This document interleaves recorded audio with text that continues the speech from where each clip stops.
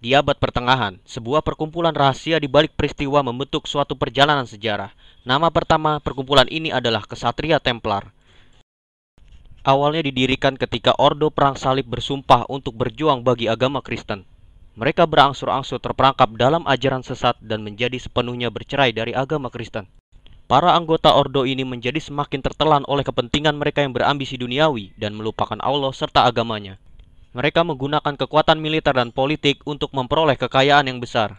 Sampai sedemikian luas kenyataannya, di abad pertengahan mereka mencapai kekuasaan dan kekayaan materi yang lebih besar dari gereja dan negara-negara Eropa. Karena kekuasaan yang besar, Templar menjadi mampu memaksakan kehendak mereka pada penguasa dan otoritas gereja. Mereka mendapatkan banyak hak istimewa dan kebebasan. Mereka berada di belakang segala bentuk korupsi dan kejahatan. Mereka tampil menyesatkan dan memerosotkan akhlak dengan upacara dan ritual. Untuk semua alasan ini, mereka akhirnya ditangkap, diadili, dan dilarang. Namun, mereka masih terus mengatur gerakan bawah tanah. Beberapa saat kemudian mereka muncul kembali dengan nama lain, yaitu Freemason.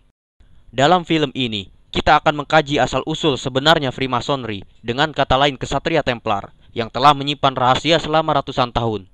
Sampai saat ini, banyak yang telah bercerita tentang Ksatria Templar, dan banyak buku yang ditulis tentang kegiatan mereka. Siapakah Templar ini? Dari mana mereka datang? Dan apa tujuan mereka? Bagaimana mereka berubah menjadi Freemasonry? Bagaimana mereka mengatur kelanjutan kegiatan mereka secara diam-diam dan rahasia sampai saat ini? Kita perlu untuk mencari jawaban atas semua pertanyaan ini di halaman-halaman sejarah. Dan mari kita kembali ke sejarah melalui perjalanan panjang ke masa Perang Salib.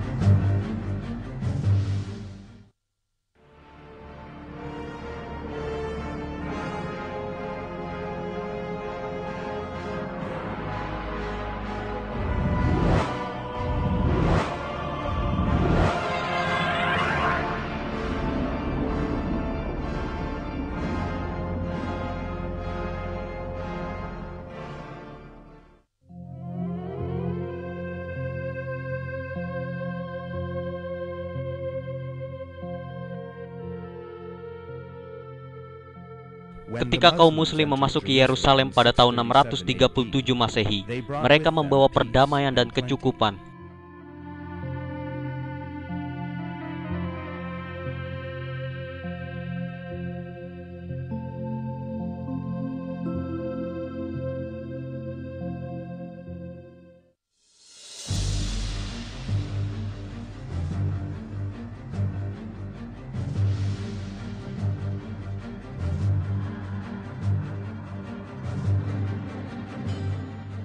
Akan tetapi, lingkungan yang damai itu dihancurkan oleh penyerbu yang masuk kawasan ini pada akhir abad ke-11.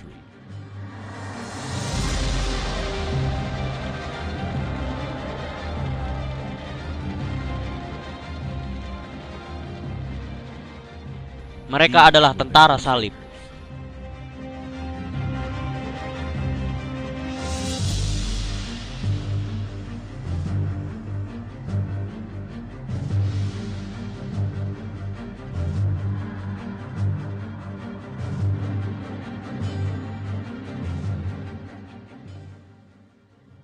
Kekayaan dan kemakmuran Timur telah lama menarik agama Kristen.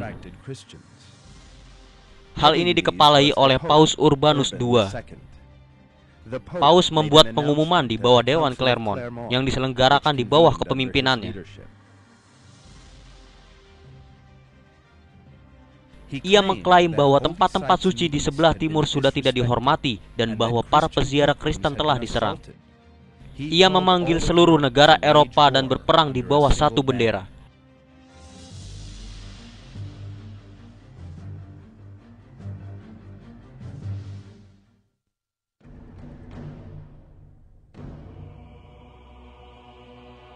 Namun faktanya adalah bahwa klaim ini sepenuhnya melanggar dari kebenaran. Orang-orang Kristen di Timur Tengah tinggal dalam kebebasan dan toleransi dan sepenuhnya mampu mempraktikkan keyakinan mereka.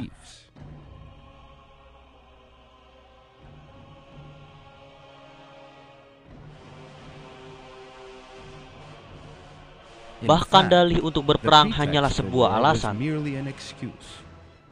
Baik Paus dan orang-orang yang memperhatikan seruannya sebenarnya memiliki harapan yang sangat berbeda dari perang. Sejarawan Donald Queller menggambarkan hal ini dalam bahasa sebagai berikut. Ksatria Prancis menginginkan lebih banyak lahan. Pedagang Italia berharap untuk mengembangkan perdagangan di pelabuhan-pelabuhan Timur Tengah. Sejumlah besar orang miskin bergabung dengan ekspedisi hanya untuk melarikan diri dari kesulitan dalam kehidupan normal mereka.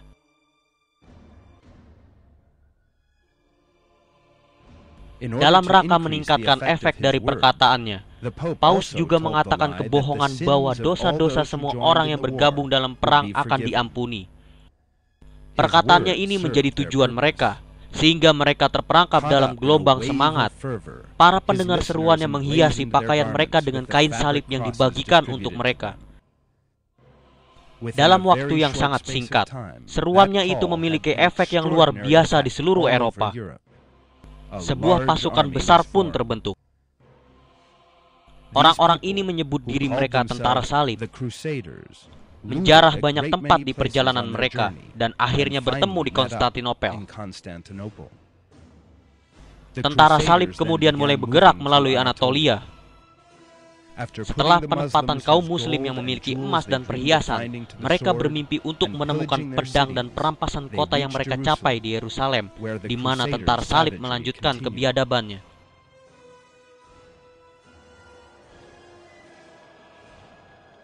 Mereka membantai seluruh kaum muslim dan Yahudi di kota, baik perempuan maupun anak-anak.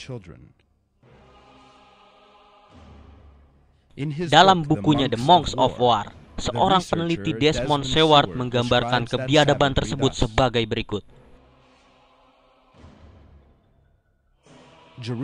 Yerusalem diserbu pada bulan Juli 1099. Seluruh penduduk kota itu diajukan dengan pedang, baik orang Yahudi maupun Islam. 70.000 pria, wanita, dan anak-anak tewas dalam pembasmian yang berlangsung selama 3 hari.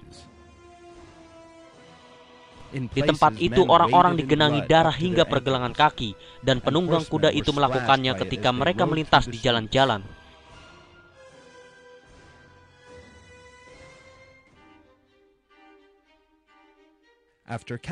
Setelah merebut Yerusalem, tentara salib mendirikan ibu kotanya sendiri, mendirikan perbatasan kekaisaran Latin yang membentang dari Palestina ke Antioquia.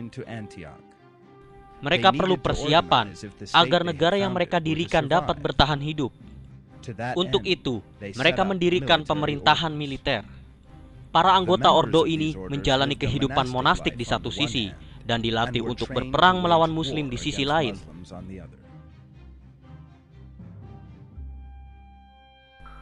Salah satu ordo ini adalah para Templar.